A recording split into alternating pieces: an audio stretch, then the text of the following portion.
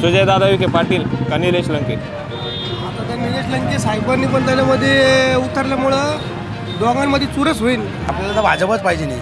भाजप पाहिजे का बरं? भाजपच का आलं पाहिजे?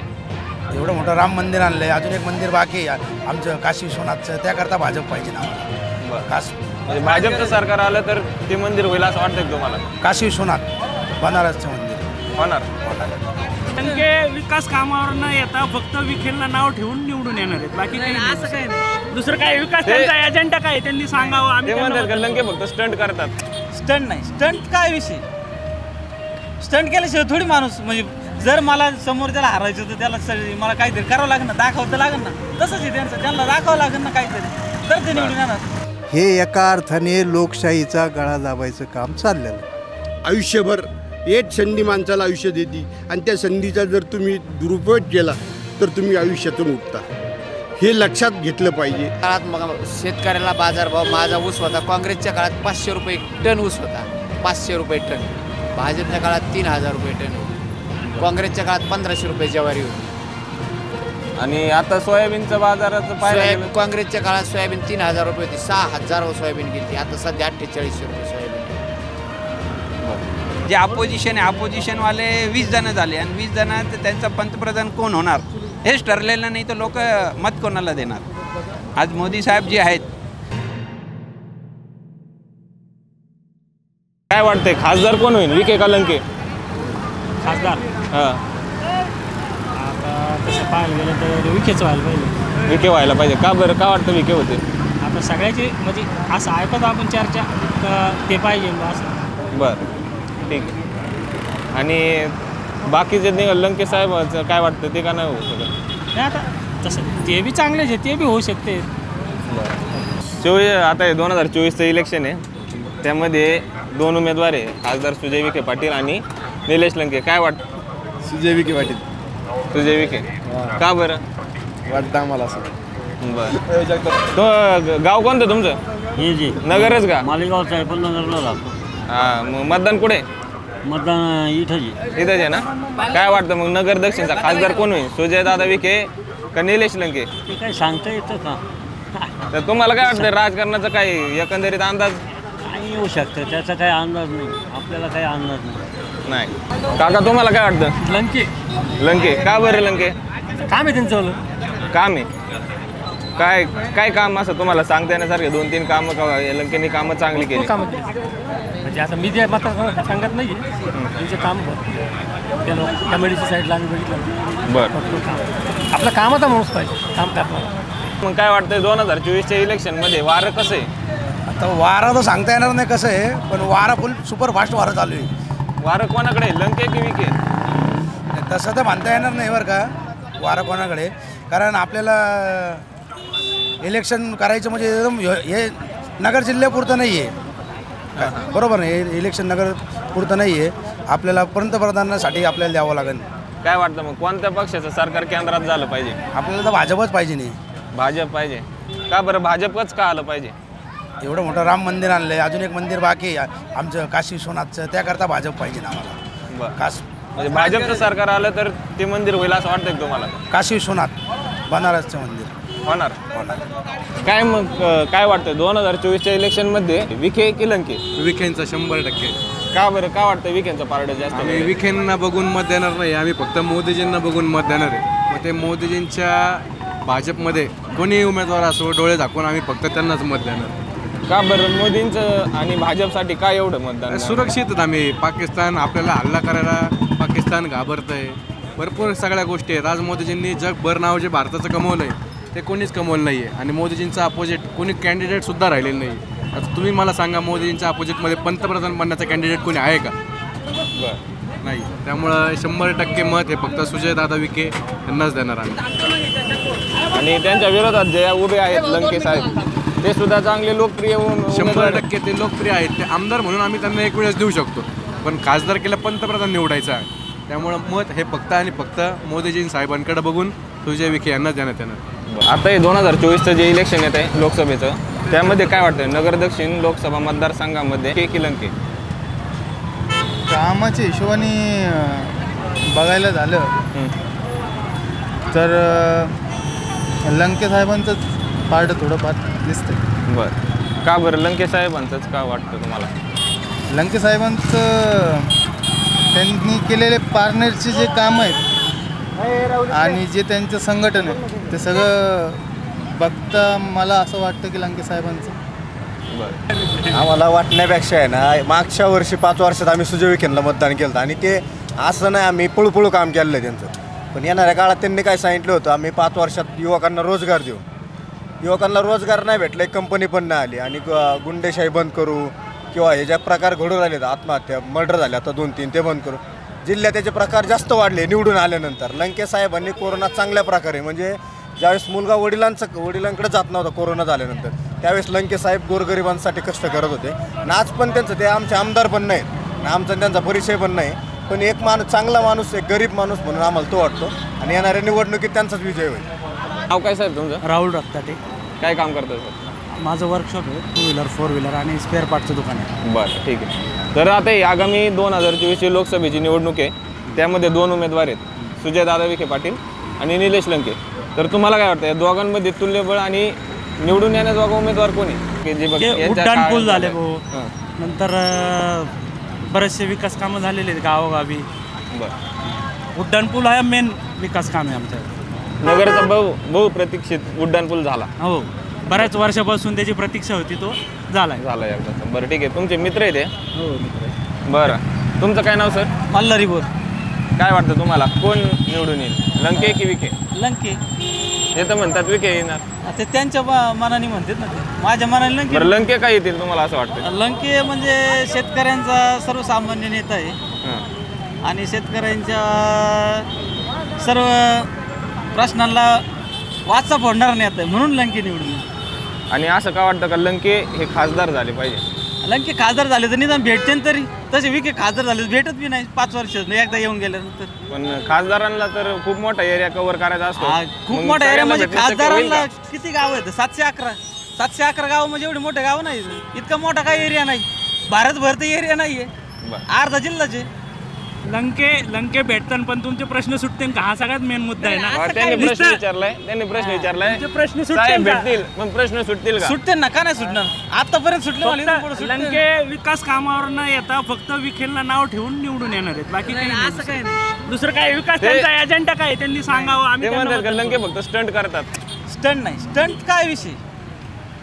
स्टंट केल्याशिवाय थोडी माणूस, म्हणजे जर मला समोर त्याला हरायचं तर त्याला मला काहीतरी करावं लागेल ना, दाखवावं तर लागेल ना. तसंच आहे त्यांचं, त्यांना दाखवावं लागेल ना काहीतरी, तर ते निवडून येणार. बरं, ठीक आहे, चालतंय. धन्यवाद दोघांच्या प्रतिक्रियेसाठी. नमस्कार. नमस्कार. काय नाव काय तुमचं? रामदास लटपटे. बरं, काय वाटतं तुम्हाला या आगामी लोकसभेच्या निवडणुकीमध्ये कोणाचा पारडं जड आहे, लंके की विखे? लंके आणि विखे साहेब तसं दोन्ही माणसं चांगले आहेत, पण विखे साहेब हे पूर्वापार म्हणजे त्यांचा त्यांचा वारसा आहे त्यांना. आणि वारसा हा पहिल्यापासून जर वारसा जर चालत आला तो लोकशाहीला घातक असतो. त्याच्यामुळे जनतेनेच काय केलं पाहिजे, वारसा नको आहे, नवीन नेतृत्व पाहिजे. त्याच्यामुळे मला तर असं वाटतं की सामान्य माणसाचा कार्यकर्ता आहे, त्यांनी खूप असं ड्रायव्हिंगपासून काम केलेलं आहे. त्याच्यामुळे मला तर असं वाटतं लंके साहेबाला लोकांनी पसंती द्यावी. बरं, आणि केंद्र सरकारच्या कामगिरीबाबत काय धोरण आहे तुमचं, काय वाटतं? नाही, केंद्र सरकारबाबत मी हे म्हणजे अनुकूल आहे. मोदी साहेबांचं काम चांगलं आहे, ऑनलाईन हे सगळं केलेलं. पण ऑनलाईनमध्ये पण जे आता स्पर्धा परीक्षा होत्या त्याच्यात जे फ्रॉड होते, एका दिवशी तुम्ही न्यायालयाचा आदेश कॅन्सल करताय की रात्रीच बदलीत आहे, म्हणजे हे जरा आलबेल वाटते. त्याच्यामुळे अशा गोष्टी आहेत ना, याच्या वाळा घातला पाहिजे, एवढंच माझं म्हणणं आहे. बरं, आणि केंद्र सरकारचं काय वाटतं, त्यांच्या धोरणाबाबत काय मत आहे तुमचं? केंद्र सरकारचं काय नाही, मोदी साहेबांनी 370 कलम वाटलं, राम मंदिरचा जे शब्द दिला तो पण पूर्ण केला साहेबांनी. त्याच्यामुळे आम्ही पण त्यांच्या निर्णयावर खुश आहोत. येणाऱ्या काळात हे हिंदू राष्ट्रासाठी आम्ही पण त्यांना मदतच करणार आहोत आणि आमच्यामध्ये भाजपलाच राहणार आहे. ठीक आहे. नमस्कार बाबा. काय वाटतं 2024च्या इलेक्शनमध्ये नगर दक्षिणमधून खासदार कोण होईल? काय सांगता येत नाही. पण आता उमेदवार कोण आहेत माहिती आहे का तुम्हाला? सुजयदादा विखे आणि निलेश लंके.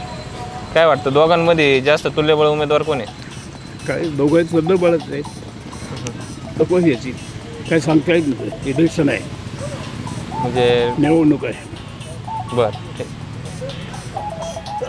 काका तुम्हाला काय वाटतं कोणाचं पारडं जास्त जड आहे, लंके की विखे? निलेश लंके. का बरं? चांगलं आहे, सर्वसामान्य माणसाला आहे. निलेश निलेश लंके आणि काम केलेलं आहे, कोविडमध्ये काम केलेलं आहे त्यांनी. अच्छा. हां, खासदारांनी आत्ता काम या वर्षात सुरू केले आहेत. 4 वर्ष काही काम नाही केले ना. बरं. हां, त्यामुळे निलेश लंके. जगदीश व्यास. काय वाटतं तुम्हाला 2024च्या लोकसभेच्या निवडणुकीमध्ये नगर दक्षिणमधून कोण खासदार होईल? आता खासदार कोणी होऊन द्या त्याबद्दल वाद नाही, पण नगर शहराचा विकास हा झाला पाहिजे. बरं. कारण नगर शहर हे आता जवळजवळ आहे तसंच राहिलेलं आहे. ते खेडं म्हणतं ते खेडंच राहिलेलं आहे. फक्त जे नवीन सुधारणा होत आहेत त्या लोकांच्या याच्याने होत आहेत. आणि असं कोणी खास आमदार किंवा खासदार आजपर्यंत कोणी काही सुधारणा केली नाही. कोणताही आमदार येऊ किंवा खासदार येऊ त्यांनी फक्त नगर शहरासाठी काहीतरी प्रयत्न केले पाहिजे, सुधारणा केल्या पाहिजे. काय झालं पाहिजे असं तुम्हाला वाटतं आज नगर? सगळे उड्डाणपूल त्याच टायमाला झाले पाहिजे होते 2-3, तर एकच उड्डाणपूल केला. तो बी तिथून न्यायला पाहिजे, आपल्या DSP चौकातून न्यायला पाहिजे होता. तो पुढून घेतला. म्हणजे हा खर्च पुन्हा त्याच्यावर तेच चालू आहे. आता सर्वसामान्य पब्लिकला माहिती काय चाललं आहे, पण सगळे शांत आहेत. आणि जे केंद्र सरकारची कामगिरी आहे त्याबद्दल तुमचं काय मत आहे? सगळीकडे तेच आहे, सगळीकडे तेच आहे. सुधारणा वरच्या लेवलला होत आहेत. खाली मध्यमवर्गीय आणि गरीब माणसापर्यंत कोणत्याही सुधारणा पोहोचल्या जात नाही. बरोबर. आता मध्यमवर्गीय माणसाचं एवढं मरण आहे तर धड तो खालच्या लेवलला जाऊन त्याला काय हे पण भेटत नाही. 5 वर्षाचं काय म्हणतं ते प्रधानमंत्री काय त्यांनी ते आरोग्य काढलं ते भेटत नाही मिडल क्लासला. बरोबर. उच्चवर्गीयाला फॅसिलिटी. मिडल क्लासचं जे कोणी नाही, केंद्र सरकारने विचार केला नाही, कोणीच विचार केला नाही. बरं. सरकारने गरिबांसाठी आणि मिडल क्लाससाठी काम केलं पाहिजे असं वाटतं? 100%. गरिबांसाठी तर ऑलरेडी भरपूर योजना आहेत, पण त्या त्यांच्यापर्यंत पोचायला पाहिजे. बरोबर. मिडल क्लाससाठी तर काय आहेच नाही, त्याचं काहीतरी केलं पाहिजे, उपाययोजना केल्या पाहिजे केंद्र सरकारने पण. बरं. आणि नगर दक्षिणमध्ये आपले उमेदवार जे असतील आता खासदार सुजयदादा विखे पाटील आणि निलेश लंके साहेब, दोघांमध्ये जास्त तुम्हाला योग्य उमेदवार कोण वाटतं? नाही, लंके साहेब तर ते आता आमदारकीच्या लेवल काही याच्यातून आलेले तर त्यांना अजून एवढा अनुभव नाही. तर आता यांनी सुरुवात केली आहे सुधारायला काहीतरी विखे पाटलांनी. बघू आता याचं काय कुठपर्यंत सुधारणा नेतात. बरं, ठीक आहे, धन्यवाद सर. नमस्कार का? नमस्कार. नाव काय बाबा तुमचं? अशोक शेजूळ. काय वाटतं तुम्हाला आता या लोकसभेचं जे धुमाकूळ चालू आहे सध्या, त्यामध्ये कोण खासदारकीच्या रेसमध्ये पुढे आहे, लंके की विखे? ह्या नगर मतदारसंघात, दक्षिण मतदारसंघात गेले 5 वर्ष सुजय विखेंनी काम केलेले आहे. आणि काम करत असताना त्यांना जो केंद्र सरकारचा पाठिंबा आहे, कारण केंद्रात भाजपचं सरकार आहे आणि भाजपच्या वतीने सुजय विखे यांना पहिल्यांदा तिकीट दिलं, तर त्यांना विकासाचं व्हिजन आहे. त्यांनी नगरमध्ये जे मोठं खेडं होतं, नगर असं शहर म्हणायचे लोक, फार मोठं खेडं आहे नगर, पण त्यांनी नगरमधले रस्ते अतिशय चांगल्या प्रकारचे गेल्या 5 वर्षात केलेले. जो आमच्या नगरचा उड्डाणपुलाचा प्रश्न होता तोही त्यांनी अतिशय वेगानं त्यांच्याच पहिल्या 5 वर्षाच्या टर्ममध्ये पूर्ण केलेला आहे. आणि अजून 2 पुलाचे सर्वे त्यांनी केलेले आहे आणि ते 2 पुढच्या टर्ममध्ये आणखी 2 उड्डाणपूल विखे साहेब पूर्ण करणार आहेत. विखे साहेबांचं घराणं हे राजकीय क्षेत्रात प्रसिद्ध असं घराणं आहे. त्यांना वारसा आहे, राजकीय वारसा आहे. त्यामुळं विकासाचं व्हिजन आणि केंद्र सरकारची साथ, त्यामुळं नगरचं नाव आंतरराष्ट्रीय क्षेत्रात नक्कीच नावाजलं जाईल त्यांच्या काळात.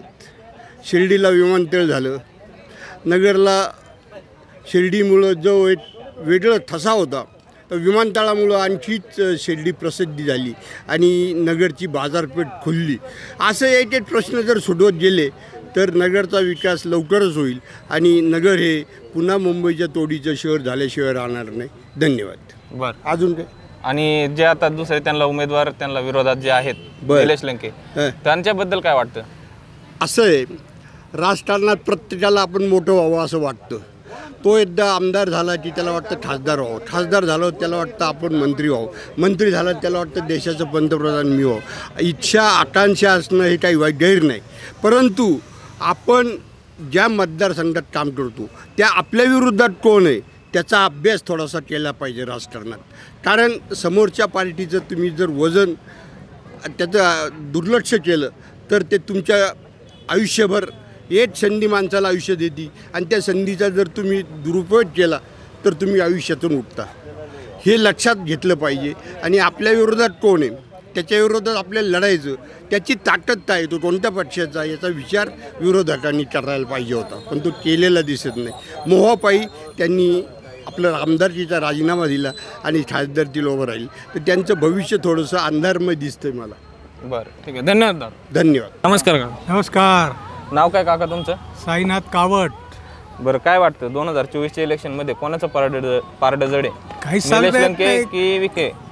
आता बहुतेक वारं निलेश लंकेचं जास्त आहे सध्या तरी. कारण लोक यांना कंटाळलेले जास्त, या लोकांना सगळ्यांना. बरं, असं आहे.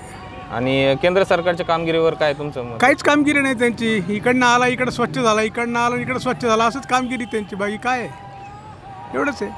बरं, भ्रष्टाचारांना पक्षात घेतलं त्याच्यावर तुमची नाराजी आहे? नाराजीचं काय आतलं घेतलं म्हणलं ना, इकडनं आला इकडं स्वच्छ झाला ना, मग तो भ्रष्टाचारीचा माणूस आला ना इकडे. बरं, असं आहे ते. बरोबर आहे. आणि स्थानिक पातळीवर जे आपले 2 उमेदवार आहेत त्यांच्याबद्दल काय वाटतं? आता कसं हे नवीन उमेदवार आहेत लंके, त्यांना येऊ द्या असं मला वाटतं. मागे यांनी झालेलं आहे. ठीक आहे, धन्यवाद. दादा तुम्हाला काय वाटतं आता जे इलेक्शन आहे 2024चं, त्यामध्ये आपल्या नगर दक्षिण मतदारसंघातून 2 उमेदवार आहेत, सुजयदादा विखे पाटील आणि निलेश लंके साहेब. तर दोघांमध्ये जास्त तुल्यबळ कोण आहे? दोघांमध्ये सध्या निलेश लंके तुल्यबळ राहील, कारण हे इतके दिवस खासदार होऊन यांनी काय काम केलेलं आहे. नुसते विकासाचे मुद्दे मानतो, विकासाचे मुद्दे कुठे झाले, काय झाले दाखवा. आणि निलेश लंके जरी नवीन असेल तर त्यांचं एकदा पाहू ना कसे काम करतात ते. निलेश लंकेला संधी दिली पाहिजे असं वाटतं तुम्हाला? हो, द्यायलाच पाहिजे.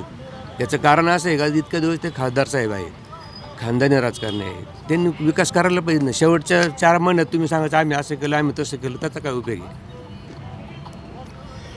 बरं, आणि केंद्र सरकारच्या एकूण कामगिरीविषयी काय? केंद्र सरकारमध्ये काय, इकडचं केंद्र सरकार काय भ्रष्टाचार नाही असतलं काही नाही. पहिले इकडच्या भ्रष्टाचार तिकडे गेले, तिकडच्या भ्रष्टाचार उलट भ्रष्टाचार जास्त वाढलाय. म्हणजे आता भाजपच्या काळात भ्रष्टाचार जास्त वाढला? हो, वाढलाच. का बरं, असं का वाटतं तुम्हाला? का वाटतं म्हणजे आम्ही पाहतो ना. काय त्याचं एखादं उदाहरण देता येईल का तुम्हाला? अहो, इलेक्ट्रॉलचा आज घोटाळा आहे का नाही तो समोर आलाच आहे ना. इलेक्ट्रोल बॉन्ड बद्दल काय वाटतं तुम्हाला? कसं त्यातून कसा घोटाळा झालाय?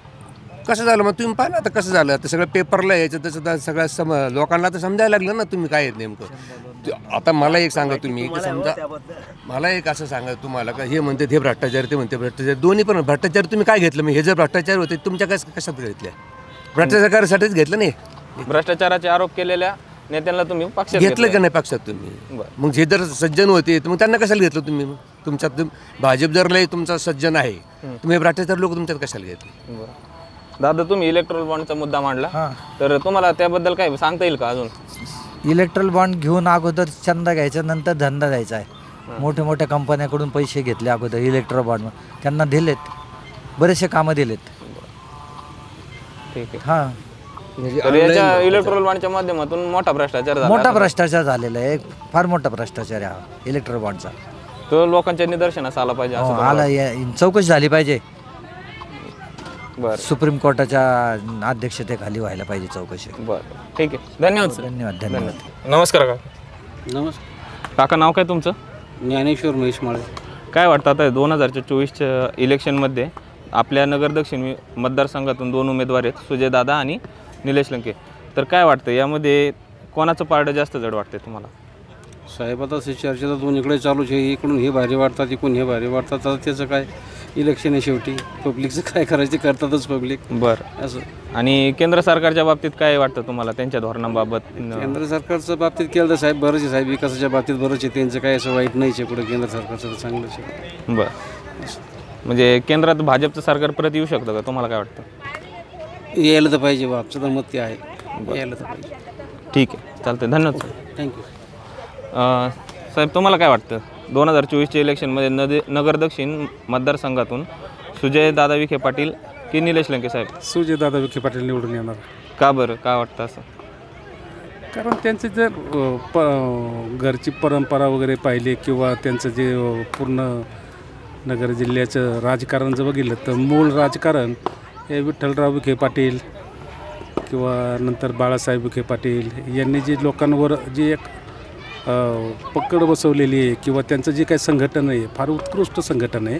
आणि या संघटनाच्या पुढं निलेश लंके नाही टिकाव धरू शकत आणि एकनाथ शिंदे, अजितदादा हे जे काही विरोधक होते अजितदादासारखे माणसं ते पण येऊन भेटल्यामुळं त्यांची ताकद वाढलेली मुळात शिवसेना आणि एकनाथ शिंदेची शिवसेना आणि भाजप आणि राष्ट्रवादी या तिन्ही मिळूनचं जे काय आहे ते ये जागा पण महाराष्ट्रात जास्त येतील आणि केंद्रामध्ये मोदींचं सरकार 100% परत येईल. पण आता निलेश लंकेसोबत शरद पवार असतील त्याच्यामुळे त्याचा काही फायदा होईल का निलेश लंकेला? नाही, मुळात निलेश लंके मागच्या वेळेस आमदार जे निवडून आले होते हे दादांचं बराच मोठा सहभाग होता त्याच्यामध्ये. दादांनी बऱ्याच लोकांना तसं तयार केलं होतं की या लंकेला एक संधी द्या म्हणून. तर त्यांनी दादांच्या विरोधात ही भूमिका घ्यायलाच नव्हती पाहिजे होती. ते आमदार होते, आमदारकीला परत त्यांनी लढायला पाहिजे होतं. तर सुजयदादा विखेच्या विरोधात खासदारकीला उभा राहून असं वाटते चूकच केली. बरं, ठीक. नमस्कार बाबा. नमस्कार. तुम्हाला काय वाटतं आता हे 2024च्या इलेक्शनमध्ये कोण खासदार होईल? BJPचा खासदार होईल. आता माणसाला महत्त्व नाही, मोदीला महत्त्व आहे. म्हणजे कोण उभं राहतं त्याला महत्त्वच नाही आहे. बरं, लोक मोदी पाहून मत देतील. म्हणजे मोदी सरकार परत येईल असं वाटतंय तुम्हाला? हां, असंच वाटतंय आणि यायला पण पाहिजे. का बरं असं का वाटतं का मोदी सरकारच यायला पाहिजे? आता देशाची सुरक्षा वगैरे त्या दृष्टिकोनातून, बाकी महागाई वगैरे तर चालत असते, त्याला काय. बरं, महागाई महत्त्वाचा मुद्दा नाही, देशाची सुरक्षा महत्त्वाची जास्त. हां, देशाची सुरक्षा, धर्माची सुरक्षा, हे मुद्दे लॉंग टर्म मुद्दे आहेत. हे महागाई आज आहे, उद्या कमी होईल. बरं, ठीक. पण देशाचं एकदा नुकसान झाल्यावर परत ते भरता येत नाही. बरं, ठीक आहे, धन्यवाद. तुमचं काय नाव? माझं नाव कन्हैया बालानी. काय वाटतं तुम्हाला 2024चं जे इलेक्शन आहे त्यामध्ये कोण बाजी मारेल? मोदी सरकार आहे का? मोदी सरकार. मोदी सरकार आहे का? आणि इथं जे नगर दक्षिण आहे इथं कोण येईल खासदार? कोण होईल? विखे. विखेत? हो. का असं वाटतं विखे पाटलांचं जास्त? काय आहे, काम आहे विखे पाटलांची. काम आहे विखे पाटलांचे नाही, मोदीचे काम आहे. मोदींची काम आहे. हां, त्याचा फायदा त्याला आहे. म्हणजे मोदींचं सरकार परत आलं पाहिजे. हो, मोदींचं सरकार येणार. बरं, का काँग्रेस का बदल नको आहे का केंद्रात? म्हणा आता बदल काय, आता 70 वर्ष त्यांनी केलं ना राजकारणात. बरं, हां, 70 वर्ष राजकारण केलं त्यांनी. 70 वर्षामध्ये काही काळ भाजपचं पण राज्य होतं. आणि भाजपचं किती वेळा राज्य होतं? 3 वर्ष राज्य होतं फक्त. 2.5-3 वर्ष अटल बिहारीचं आणि मोराजीबाई मिक्स सरकार. जास्त वेळ नव्हतं त्यांना. 70 वर्षात काहीच कामं नाही झाले असं? नाही, कामं झाले ना, पण जेवढे कामं त्यांनी 70 वर्षात केले यांनी 10 वर्षात करून दाखवलेले. त्यापेक्षा जास्त कामं. काय उदाहरणार्थ काय देता येईल तुम्हाला का 10 वर्षात एवढी कामं झाली? अहो, एवढे मोठे रोड झाले. तुम्ही कुठेही तालुका बघा, खेडा बघा, किती सगळीकडे रोड झालेले. दळणवळण 1 नंबर झालेलं आहे. याय जायला जागा झाली. नाही तर काय खेडेगावातून पाणी पावसाचे आलं की येता येत नाही. आज कोणत्याही खेडेगावातून तुम्ही आरामशीर 4 व्हीलरमध्ये 2 व्हीलरमध्ये येऊ शकता. ठीक आहे, धन्यवाद. थँक्यू दादा. केंद्रात मोदी सरकारच यायला पाहिजे आणि नगर दक्षिणमध्ये खासदार सुजय विखे पाटीलच यायला पाहिजे. त्यांचे 10 वर्षाचं प्रत्येक काम आहे. खासदार नसताना सुद्धा सुजय विखे पाटीलने 3 वर्ष सतत लढा दिला नगरसाठी. बरेच विकास काम केले. उड्डाण पूलचं उदाहरण देता येईल. परत पंतप्रधान केंद्र सरकारची योजना आहे, उज्ज्वला गॅस योजना आहे, आयुष्यमान भारत कार्ड आहे, प्रधानमंत्री जन आरोग्य योजना कार्ड आहे आणि माता बाल सुरक्षा कार्ड आहे. परत त्यांच्या दिव्यांगांना सामाजिक न्याय विभाग केलं, साईड विभागात. यामुळे केंद्र आणि राज्यामध्ये भाजपा सरकार यायला पाहिजे. बरं, ठीक आहे. आणि जे आपले त्यांना विरोधात उमेदवार असतील निलेश लंके, त्यांच्याबद्दल काय म्हणता येईल का? ते सुद्धा खूप लोकप्रिय असं म्हटलं जातं तिकडं. त्यांच्या पारनेर तालुक्यात जर त्यांचं तालुक्यापुरते मर्यादित आहे. निलेश लंके पाटील तालुक्यापुरते मर्यादित आहे. पूर्ण दक्षिण 7 तालुक्यात त्यांच्या विकास कामे केलेली नाही त्यांनी. जसं विखे पाटलांचं खानदानी म्हणतो आपण, वडील, आजोबा, पणजोबा, तसं त्यांचं कार्यकाळ दिसून येतो जनतेला. विखे पाटलांचा डॉक्टर सुजय विखे पाटीलचं घराणेशाही. त्यामुळे ते विखे पाटीलला परत खासदार व्हायला पाहिजे नगर दक्षिणमध्ये. बरं, ठीक आहे, धन्यवाद. दादा, तुम्हाला काय वाटतं कोण होईल खासदार? आपलं नाही, आपण काही एवढं काम माहिती नाही, आपण मुद्दा नाही काय. बरं, ठीक आहे, काय अडचण नाही. आता हे 2024चं इलेक्शन आहे. यामध्ये नगर दक्षिण लोकसभा मतदारसंघातून कोण होईल खासदार? काय वाटतं, लंके का विखे? नाही, आता ही परिस्थिती जी आहे ती आत्ताच ह्या क्षणाला काही सांगता येणार नाही. बरं, आता ह्या प्रचाराचा जोर कशा पद्धतीनं चालतो आहे, कुठल्या तत्वावर चालतो आहे, कुठले त्यांचे नॅरेटिव्ह ठरत आहेत, त्याच्यावर या सगळ्या गोष्टी अवलंबून आहे. बरं, मग केंद्रात तुम्हाला काय वाटतं कोणाचं सरकार येण्याची शक्यता जास्त आहे? केंद्रात मोदीच येणार. का बरं असं वाटतं का मोदीच येणार? कारण मोदींचं कार्य पण आहे, विकास पण आहे तेवढा केलेला त्यांनी आता. कोण आहे विरोधी? आणि विरोधकामध्ये समजा मोदी नाही तर दुसरं कोण, या अल्टरनेटिव्ह काही ठेवला नाही विरोधकांनी. पण मोदींच्या विरोधात भरपूर पक्षांनी एकत्र येऊन मोर्चेबांधणी केलेली, त्याबद्दल तुम्हाला तेवढी जनजागृती झालेली नाही लोकांमध्ये की या लोकांना निवडून द्यावं असं. ठीक आहे. आणि मग स्थानिक पातळीवर कोणाचं पारडं जड आहे असं काय तुम्हाला एकदम सांगता येईल का? नाही, तसं काही इथं तर नगरला अजून काही सांगता येणार नाही. प्रचार कसा होईल त्याच्यावर अवलंबून आहे. बरं, ठीक. नाही, आता तसा जर विचार केला तर भारतीय जनता पक्षाने विरोधी पक्षाची कुंडी केलेली.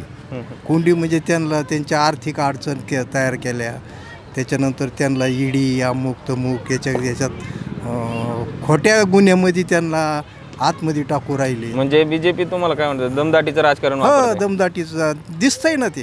त्यात काय, तुम्ही आज कोणतं वर्तमानपत्र पहा, एक भाजपच्या विरुद्ध बातमी नसते, एक सुद्धा बातमी नसते. म्हणजे पत्रकारांनी सरकारला प्रश्न आणि विचारला पाहिजे. विरोधकांचं किती मोठा काही कार्यक्रम असला तरी त्याला प्रसिद्धी दिल्या जात नाही. म्हणजे हे एका अर्थाने लोकशाहीचा गळा दाबायचं काम चाललेलं आहे. म्हणजे लोकशाहीप्रमाणे काम करत नाही काय सरकार, असं काय वाटतं लोकशाहीचं काय? ती सुप्रीम कोर्टाने सांगितलं होतं इलेक्शन कमिशनची निवड करताना कोणती कमिटी राहील, यांनी लगेच ते कायदाच बदलून टाकला. कमिटीमध्ये 2 माणसं सरकारचे ठेवले त्यांनी. म्हणजे इतकं तर यांचं हे चाललेलं आहे, हुकुमशाही पद्धतीने इलेक्शन कमिशनच सरकारने ताब्यात घेतलं असं वाटतं तुम्हाला? तसंच आहे. आणि स्थानिक पातळीवर काय वाटतं मग, सुजयदादा विखे पाटील योग्य उमेदवार आहेत का निलेश लंके साहेब? आता तो स्थानिक मुद्द्यावरच आता निवडणूक होणार आहे. म्हणजे नगर दक्षिणची. नगर दक्षिणची. त्याचं काय सांगू, कोण येतं कोण नाही, पण पारडं दोघांचं सारखं आहे आता सध्या. आणि केंद्रात काय वाटतं, सरकार सत्ता बदल व्हायला हवी का? बदल व्हायला पाहिजे, पण हे यांची फिल्डिंग अशी आहे ना की हे विरोधकाला बरोबर त्या चक्रव्यूहात गुंडाळून बाजूला करतील. वाटतं तुम्हाला 2024च्या इलेक्शनमध्ये आपल्या नगर दक्षिण मतदारसंघामध्ये खासदार कोण होतील, लंके की विखे? तुम्हाला सांगतो, नगर 2024 म्हणताना सुजय विखे 100% सुजय विखे येणार. का वाटतं सुजय विखे? त्यांनी मागच्या वेळेस कार्य केले, त्यांनी उड्डाणपुराचं काम केलं आहे आणि त्यांनी कार्यकर्त्यांना पुढची संधी देणार 100% येणार ते. आणि तुम्हाला सांगतो, केंद्रात मोदी सरकार 100% येणार, कारण मोदींनी विकास केला सगळ्याकडे. आता मोदीच्या विरोधात बोलणार असं ते विरोधकाचं कामच आहे ते, पण मोदींनी 100% विकास केलेला आहे. बरं, त्याच्यामुळे केंद्रात मोदी 100%च मोदी सरकार येणार केंद्रात. काका नमस्कार. नमस्कार. काय वाटतं 2024च्या इलेक्शनमध्ये कोणता प्रबळ उमेदवार वाटतो तुम्हाला? मोदी आणि फक्त मोदी. सुजय विखे. सुजय विखे. बरं, का सुजय विखे तुम्हाला प्रबळ? कामं केलेले गव्हर्नमेंट. कामं केलेली. बरं, ठीक आहे.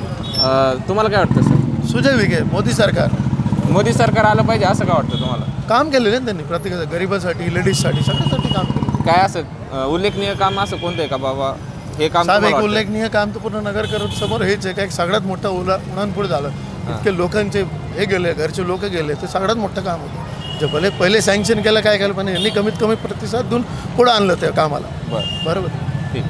दादा तुम्हाला काय वाटतं? आपले सुजय विखे, कारण केंद्रावरून जो निधी भेटतो तो सर्वात जास्त भेटतो. आणि नगरचे जे बाहेरचे रिंग रोडचे कामं झाले, अविश्वसनीय कामं होऊ राहिले. आप लोकांना जे 5 वर्ष एखादा बाहेर गेला आणि त्याने सोलापूर रोडचं काम बघणार तर तो त्याला वाटणारच नाही की आपण सोलापूर रोडचं एवढं काम फटाफट होणार आणि एवढं भारी झालेलं आहे. सोलापूर रस्ता, सोलापूर म्हणा किंवा जे रिंग रोड झालेलं आहे ते 1 नंबर झालेलं आहे. आणि एवढ्या कमी वेळात एवढं चांगलं काम, ते निधी येऊ राहिलं म्हणून. आणि मोदींचे तर काम चांगले आहेत, काही प्रश्नच नाही, पण जे निधी लवकर भेटू राहिला तर त्याच्यामुळे सुजय विखेच. आणि लंके साहेब हे देखील लोकप्रिय आमदार आहेत पारनेरचे, तर लोकप्रिय आहेत ना, लोकप्रिय आहेत ना. पण काय आता आपल्याला पण केंद्रात जे सत्ता असेल त्यांना मला माहिती सांगू शकत नाही, पण निधी त्यांना लवकर भेटू शकतो असं. त्यामुळे केंद्रात सत्ता बदल होणार नाही असं वाटतं? नाही, केंद्रात काय होणार तुम्हालाही माहिती आहे, आम्हालाही माहिती आहे. केंद्रात कसं काय होणार? जे अपोजिशन आहे, अपोजिशनवाले 20 जण झाले आणि 20 जणात त्यांचा पंतप्रधान कोण होणार हेच ठरलेलं नाही, तर लोक मत कोणाला देणार? आज मोदी साहेब जे आहेत ते 24 तासातून 18 तास काम करतात आणि दुसरं कुठलाही नेता नाही आहे जो काम करू राहिला. बरं असं काय वाटतं तुम्हाला 2024च्या इलेक्शनमध्ये कोणाचं पारडं जास्त जड राहील? खासदार सुजयदादा विखे पाटील की आमदार निलेश लंके साहेब? सुजय विखे पाटील. का वाटतं तुम्हाला का सुजयदादांचं पारडं जड? सुजय विखे पाटलांचं एकतर म्हणजे राजकीयदृष्ट्या बघितलं तर ते पॉलिटिकल बॅकग्राऊंड येतात. म्हणजे त्यांचे विठ्ठलराव विखे पाटलापासून सहकार क्षेत्र त्यांच्याकडे, परत बाळासाहेब विखे पाटील, परत राधाकृष्ण विखे पाटील आणि परत आता त्यांची लिगसी खूप मोठी आहे. दुसरी गोष्ट त्यांना जो रिस्पॉन्स मागचं 1 वर्षाची स्टँडिंग आहे त्याच्यामुळं त्यांच्या मागं असणारा एक चाहता वर्ग आहे. दुसरी गोष्ट ते स्वतः युवक असल्यामुळं युवकांचा पाठिंबा भरपूर आहे. आणि त्यानंतर म्हणजे नगर शहराचा विचार जर केला तर नगर शहरामध्ये असे बरेच कामं होते जे 20-1 वर्षापासून प्रलंबित होते, जसं की फ्लायओव्हरचा आहे, असे बरेच मुद्दे होते. MIDCचा मुद्दा आहे, तर याच्यावर सुजय विखे पाटलांनी काम केलेले आणि ते फिरलेले आहेत पूर्ण ह्याच्यामध्ये. त्याच्यामुळे मला असं वाटतं की सुजय विखे सध्या प्लसमध्ये. आणि जे आता त्यांना विरोधात जे उभे असतील आमदार जे आहेत निलेश लंके, त्यांनी आपल्या आमदारकीचा राजीनामा दिला आहे, त्यांचं तिकीट देखील आता जवळजवळ फिक्स धरलं जातं. तर त्यांची देखील चांगली लोकप्रियता पारनेर तालुक्यात आणि आसपास पण आहे. तर काय वाटतं तुम्हाला त्यांची शक्यता किती आहे? ॲक्च्युली कसं की पॉलिटिकल जो व्ह्यू आहे किंवा जे पॉलिटिकल स्टँड असतो लोकांचा तर तो रुलिंग पार्टीकडे असतो नेहमी.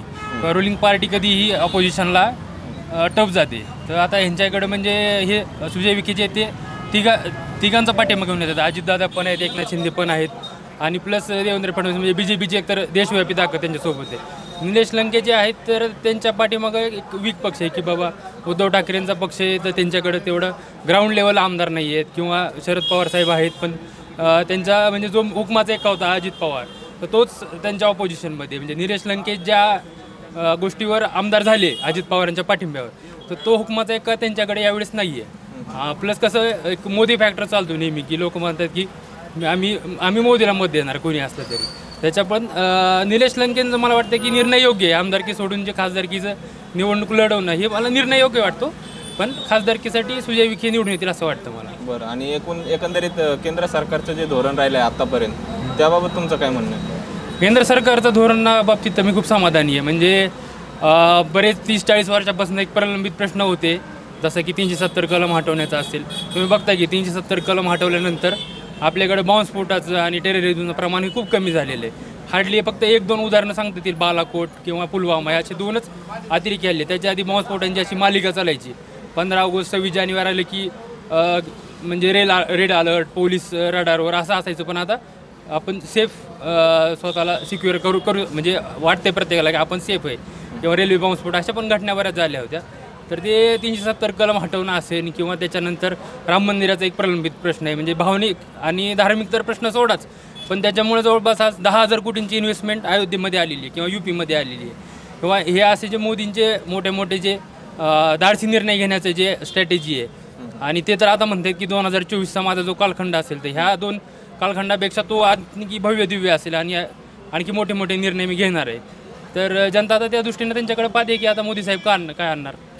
आणि भाजपचं जे धोरण राहिलेलं आहे त्यावर म्हणजे नाही का बाकीच्या पक्षातील आमदार असतील, खासदार असतील, नेते असतील त्यांना आपल्या पक्षात घ्यायचं, तर याला बाकीच्या पक्षाकडून किंवा बाकीच्या लोकांकडून असं तोडफोडीचं राजकारण म्हटलं जातं. त्याबाबत तुमचं काय म्हणणं आहे? नाही, काय तोडफोडीचं राजकारण नाही म्हणता येणार, कारण कसं आहे गंगा वाहती तर प्रत्येकजण हात धुवून घ्यायला त्याच्यावर टपलेला असतो.